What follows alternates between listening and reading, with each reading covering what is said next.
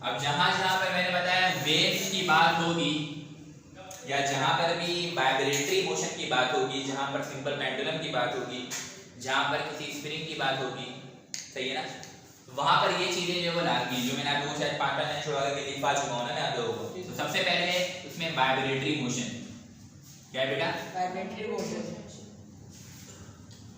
Vibratory motion, सही है। उसके बाद है वाइब्रेशन, ठीक है, सही है। उसके बाद है क्या लिखा है मैंने? Time period. उसके बाद क्या लिखा है? फ्रीक्वेंसी, ठीक है। उसके बाद क्या है? Periodic motion, periodic motion. उसके बाद डिस्प्लेसमेंट। उसके बाद एम्पलीट्यूड।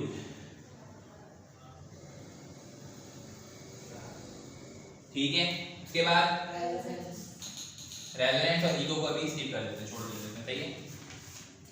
तो वाइब्रेटरी मोशन में एक डायग्राम में यहाँ पे ड्रॉ कर रहा हूँ, ठीक है, जस्ट लाइक सिंपल पेंडुलम। कैसे सर फोन नंबर कितना है?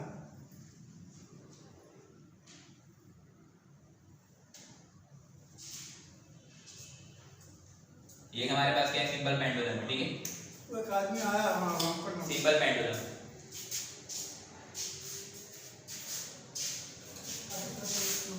सही है।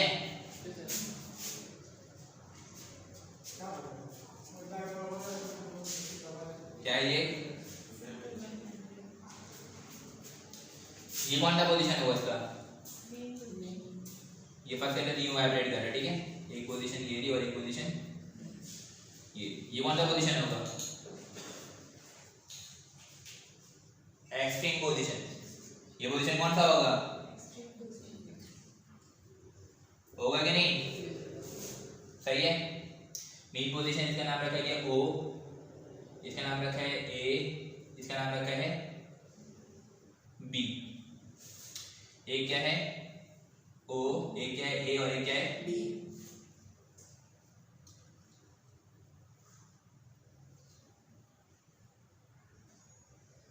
ये ट्रैवल होते हुए मूव होते हुए इस पोजीशन पर जा रहा है और ट्रैवल होते हुए पोजीशन पर आ रहा है, सही।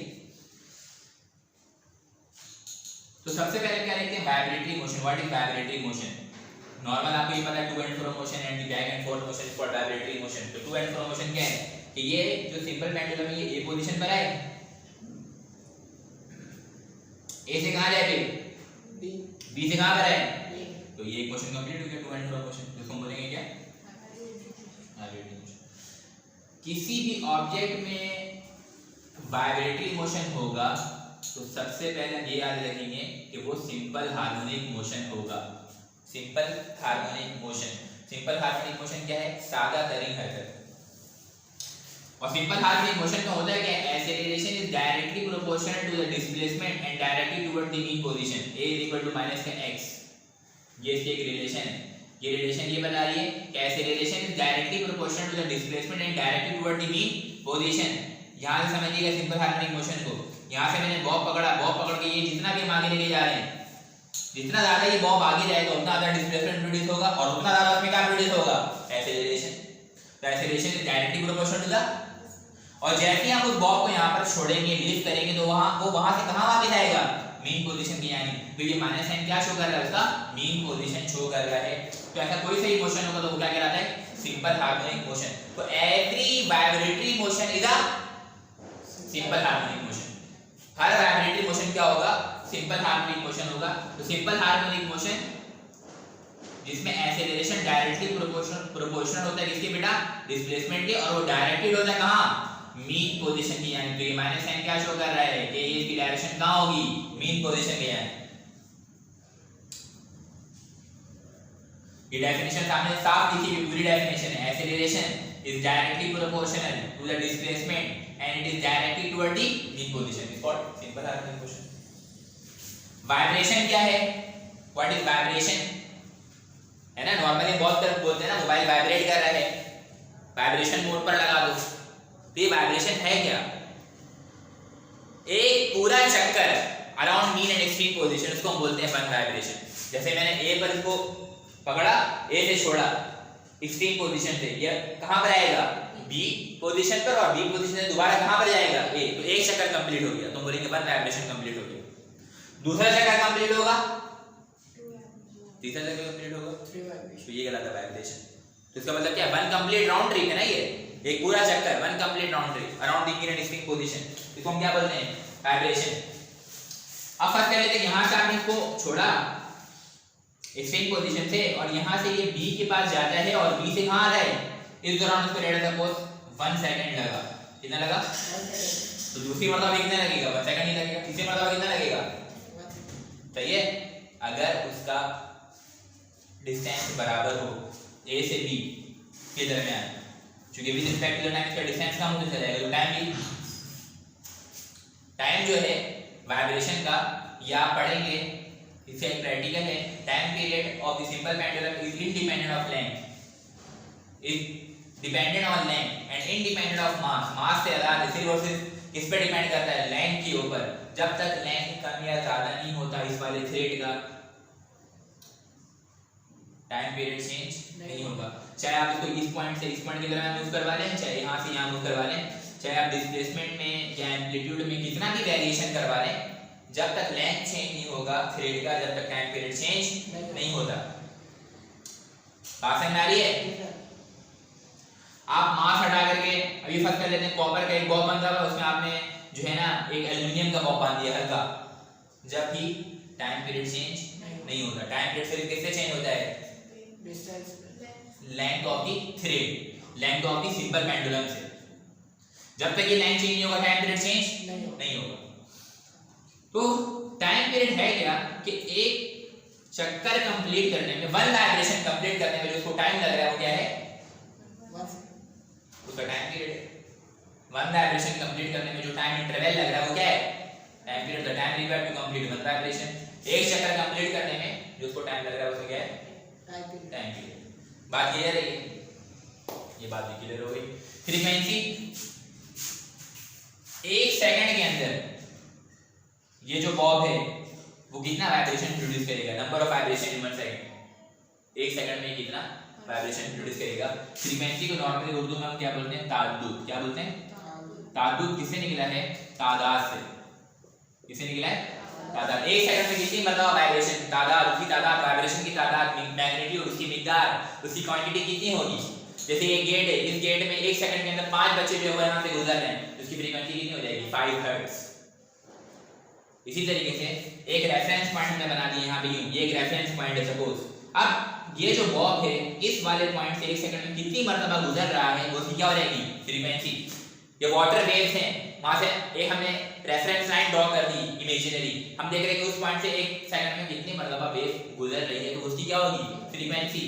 Frequency is the number of vibration in 1 second. एक सेकंड में कितना ज्यादा वाइब्रेशन प्रोड्यूस हो रहा है, या कितनी वेव एक सेकंड में किसी रेफरेंस पॉइंट से गुजर रही है, उसको भी हम क्या बोल रहे होते हैं? फ्रीक्वेंसी बोल रहे होते हैं। ठीक है, तो टाइम पीरियड का फार्मूला मैंने आपको क्या बताया था? 1/f। यूनिट क्या होती है? सेकंड। अगर हम फ्रीक्वेंसी को सेपरेट करेंगे, फ्रीक्वेंसी इधर आ जाएगा f और 1/t इधर आ जाएगा, f = 1/t। ये दोनों आपस में रेसिप्रोकल है। टाइम पीरियड क्या है? Reciprocal of frequency. फ्रीक्वेंसी क्या है? Reciprocal of time period. इसकी यूनिट क्या है? सेकंड। इसकी यूनिट क्या होती है? हर्ट्ज। बात समझ में आ रही है नहीं? जैसे करंट जो हमारे घरों में आ रहा होता है ना, उसकी भी क्या होती है? फ्रीक्वेंसी अल्टरनेटिंग करंट की। अल्टरनेटिंग करंट की क्या होती है? फ्रीक्वेंसी कहीं पे 50 हर्ट्ज, कहीं पे 60 हर्ट्ज है। तो इसका मतलब क्या है? जो इलेक्ट्रॉन की जो वाइब्रेशन एक सेकंड में कितनी मतलब है? 50 टाइम्स। ठीक है ना?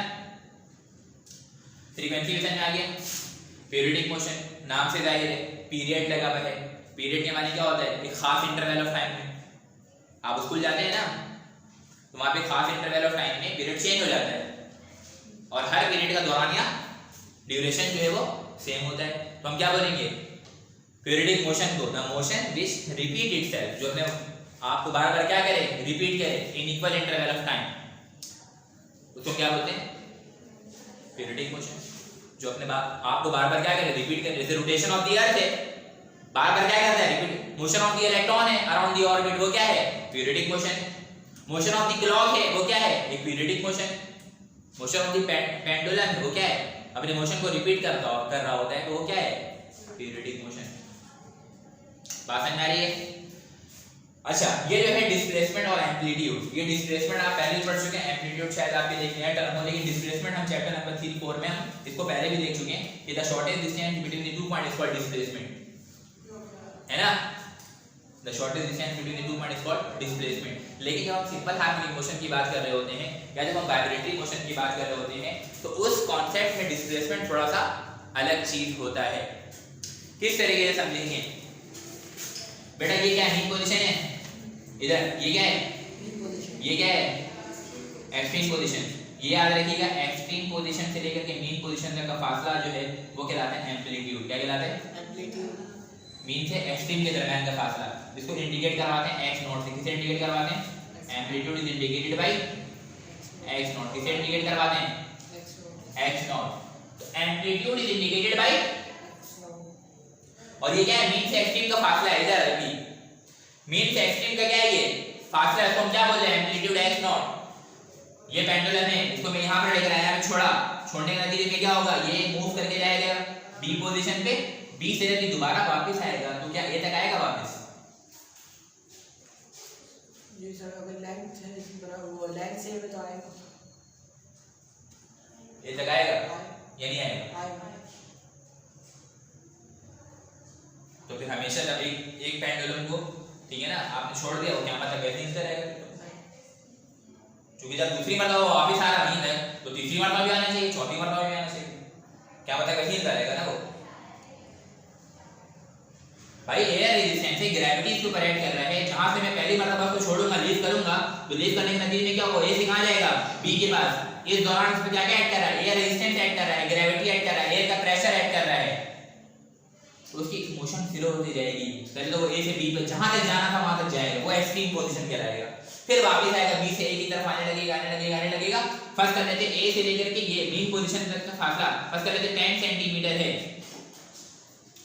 तो जब ये वापस आएगा ना, तो ये 10 सेंटीमीटर पीछे वापस नहीं आएगा, या तो ये 9.5 हो जाएगा, या 9 हो जाएगा, या 8 सेंटीमीटर हो जाएगा, लेकिन कभी भी पूरा 10 सेंटीमीटर पीछे वापस नहीं आएगा। बात समझ आ रही है, कभी पूरा 10 सेंटीमीटर पीछे वापस। तो इसका मतलब एम्पलीट्यूड जो है वो मैक्सिमम डिस्प्लेसमेंट है। एम्पलीट्यूड एक ही मतलब मिल सकता है, दूसरे तीसरी मतलब आपको एम्पलीट्यूड नहीं मिलेगा। तो दूसरे मतलब क्या मिलेगा, दूसरे मतलब भी तो कोई ना कोई फासला होगा, तीसरे मतलब भी तो कोई ना कोई फासला होगा, चौथे वाइब्रेशन में भी तो कोई ना कोई डिस्टेंस होगा ना, तो वो डिस्टेंस क्या कहलाता है, डिस्प्लेसमेंट। तो इसका मतलब एम्पलीट्यूड और मीन, एम्पलीट्यूड क्या है, मीन से एक्सट्रीम का मुकम्मल फासला क्या है, एम्पलीट्यूड, और इसके दरमियान का जो डिस्टेंस है वो क्या है, डिस्प्लेसमेंट। डिस्प्लेसमेंट को इंडिकेट करवाते हैं x से, इसको इंडिकेट करवाते हैं x नॉट से। बात क्लियर है भाई, ठीक है।